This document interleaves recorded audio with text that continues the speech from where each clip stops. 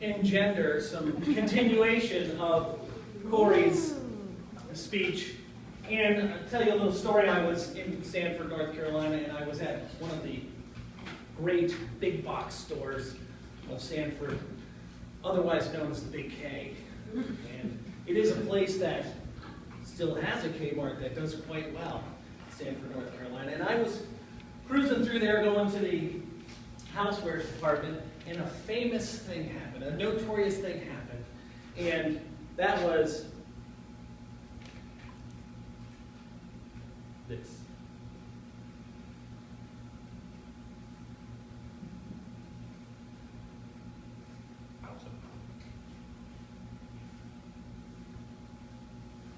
The famous, attention shoppers, there's a blue light special in this morning goods department. If you'd like to make your way there now for an extremely good bargain on some G.I. Joe with the Kung Fu Kid, please make your way to the toy department. So I thought that was interesting.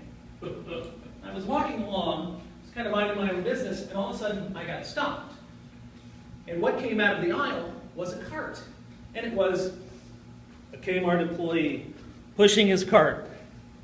Basically, it ran over my toes and never looked up. And I thought, gosh, I wonder if they got him for a bargain.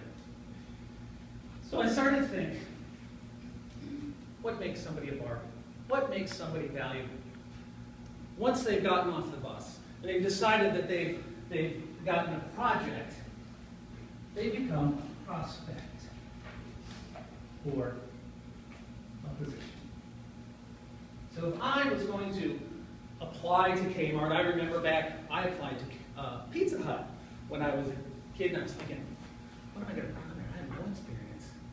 Who am I going to put as my references? I got a preacher, a teacher, a neighbor.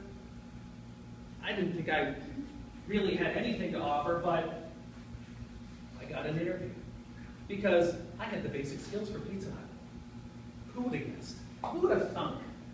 But anyways, as you're growing in your value, you get the interview because you've demonstrated the skills that meet the job qualification. If you get your interview and you seem to connect with the boss and seem like you could fit in socially, they hire you. So you get hired. Next step is hiring in your growth. After you're hired, then what happens? You have to prove that you're worthy of the job. You have to become somebody of value. Now, what is value? I looked at value in Merriam-Webster, and it said the cost of something, something important. And really, I thought, what's the value of a person? And really, I came up with value of a person is their replacement cost. And it's just not the price of their paycheck. It's a lot of other things. So I thought, gosh, how does someone grow? Well, the first thing I think they need to have is the key for teachability. So all the other things that are involved in being someone of value, you have to be teachable.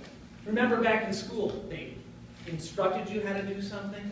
You had to take that instruction and apply that to your position. That's what personal growth is. Skills and techniques taught and then applied.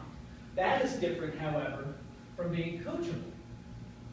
Coachable is kind of an introspective thing. Think of coaching as inside out rather than outside in, which is teaching. So you might get asked questions about what your opinion is and why you think this and why you think that. It takes a little bit of self-evaluation. So as you can do that better, you become of higher and higher value. Of course, there's always the skills, which I had when I was a prospect, and I have to improve as the job goes along. I have to improve my skills. But the other thing is, the other S, is that I have to be socially a good citizen. I can't be a whiner, a gossiper, a troublemaker, Buzz Killington, call it whatever you want, Debbie Downer. You really have to fit into a team to increase you're valued.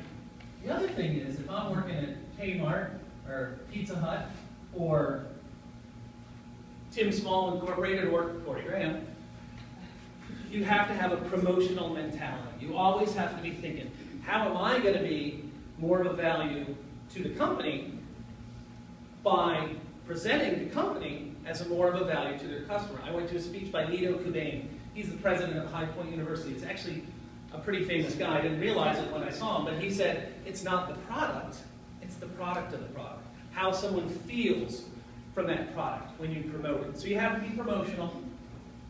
And so you also have to be reliable. You have to show some reliability, some consistency, so that you're trusted by that job. That's somebody who's valuable. And you know, if you were to leave that, you were that valuable, and you left, they'd say, we're losing somebody valuable. They were a bargain for their paycheck. So as your prospects bloom, you have to ask yourself, am I a bargain?